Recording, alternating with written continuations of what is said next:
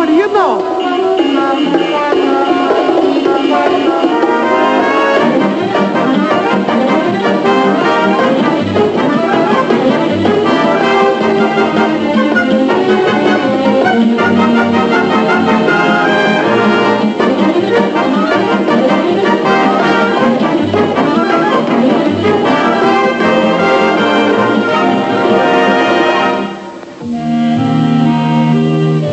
With increasing frequency, new sections of freeway are being opened around the world, and the motorist has come to depend upon them more each year. They may be called throughways, or expressways, or parkways, or motorways, as well as freeways. But they are all the same to the hundreds of thousands of drivers who now use them. However, the freeways are a world to themselves. They have their own practical driving rules, and they have their own special kinds of problems, usually caused by motorists who ignore these rules. We've all seen such types, specimens like those we call Driverius timidicus, the timid soul, and Neglectorus maximus, the careless, seemingly unconscious driver. And most of us have had a brush with Motoramus fidgetus, the impatient, discourteous motorist. What's the matter up there? Move it, come on, move it. With bad driving habits and techniques, cause accidents and tie-ups that are dangerous and time-consuming for everyone. But there are other freeway problems too, and they often start right here, off the freeway. Of course, there is a certain type of motorist usually involved. There he is now, a nice enough fellow, but the type who never takes care of things. He never seems to learn. So let's call him Stupidicus ultimus. Oh, what a worrywart. Look at the old fuss budget. He is often rather contemptuous of anyone who takes such simple precautions as walking around the car for a look at the tires. Mr. S hasn't looked at his tires since he bought the car, so of course they've been run ragged. He hasn't had the motor or brakes checked either.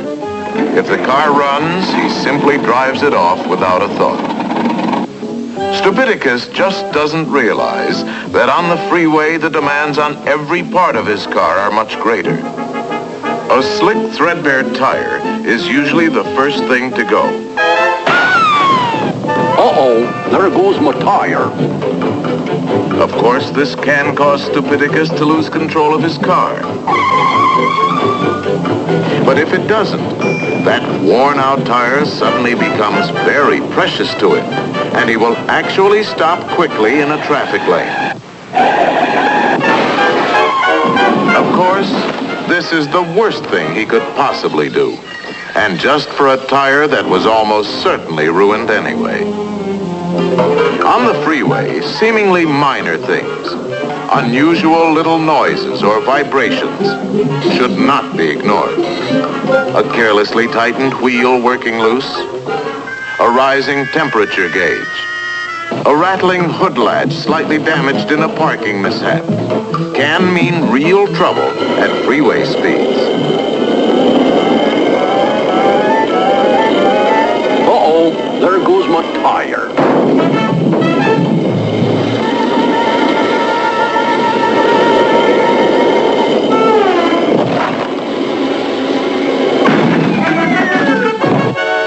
Stupidicus is the only one to blame for this predicament, but he has other ways of causing himself trouble too. For example, the way he puts things in his car. See how carelessly he piles them in the back seat, never thinking that in a sudden stop, Oh, ouch! Oh, ouch! everyone can become a dangerous projectile, threatening his life and limbs. But even worse is the way he loads a trailer. He usually piles too much on and then ties it down very carelessly. Naturally, at freeway speeds, part of the load is soon distributed along the way. This adds to other carelessly scattered litter, all of which costs millions of dollars a year to clean up. But there are often more immediate and far more serious results.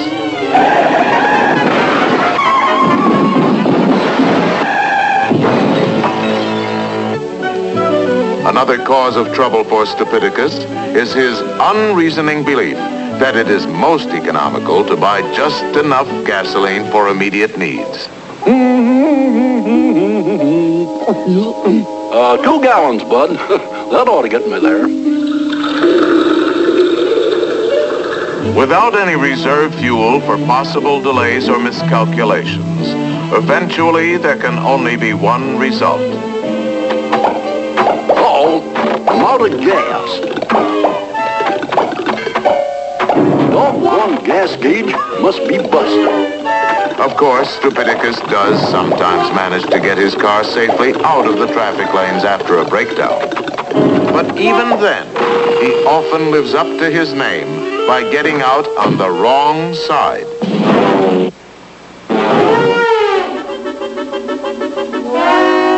Or sometimes trying to make repairs while actually standing in a traffic lane.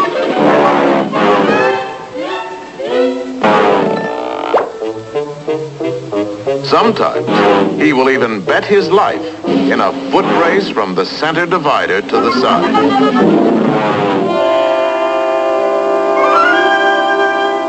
Once in a while, in spite of all precautions, a breakdown will occur. This is a serious matter on a busy freeway, but the dangers can be lessened by following a few common sense rules. First of all, remember that you are in a flowing stream of traffic that cannot be stopped quickly. So if trouble develops, look around and plan your moves. There is nearly always time for that. Next, be sure to give clear signals of your intention before doing anything. Now move carefully but firmly to the side. The outside preferably, if it can be made safely and in time. Almost any driver will be courteous enough to drop back if he realizes you're in trouble. Once off to the side, get well out of the adjacent traffic lane. Get out of your car only if it can be done safely. And even then, stay as far from the moving cars as you can. If it can be done safely, a raised hood is a rather universally recognized distress signal.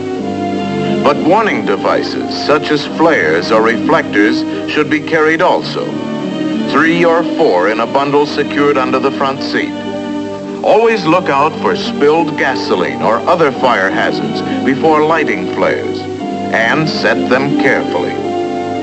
Set at least one about 50 paces back on the edge of the road, even a bit farther if stopped over a hill or around a curve. Another near the car is recommended, and any such devices are especially vital at night. It's easy to see that good mechanical condition is essential, but there is something else equally as important: the driver. Aside from his car, the condition of the driver, mentally and physically, is vital too.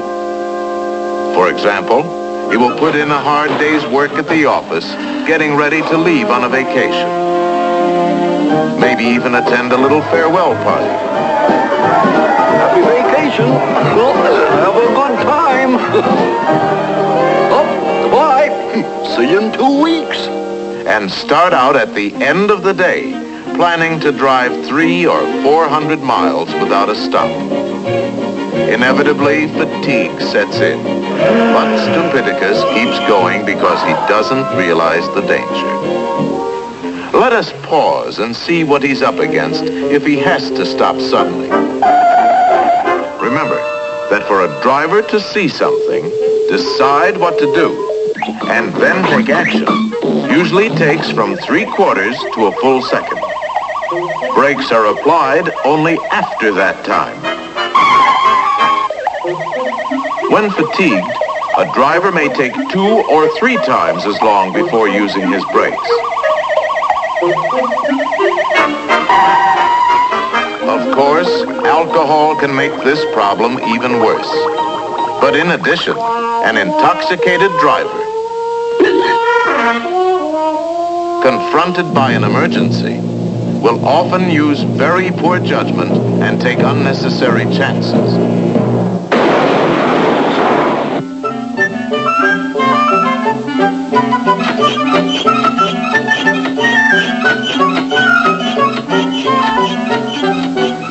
Another problem on long trips is that the constant speeds and steady hum of the engine tend to subject Stupidicus, or any other driver, to a kind of freeway hypnosis.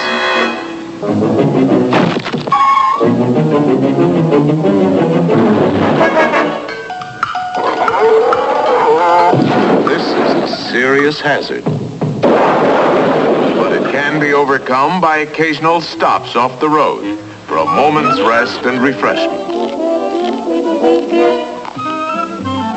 Finally, Stupidicus doesn't seem to realize that adverse weather conditions always exaggerate and intensify any freeway problem, and that extra care must be taken at such times.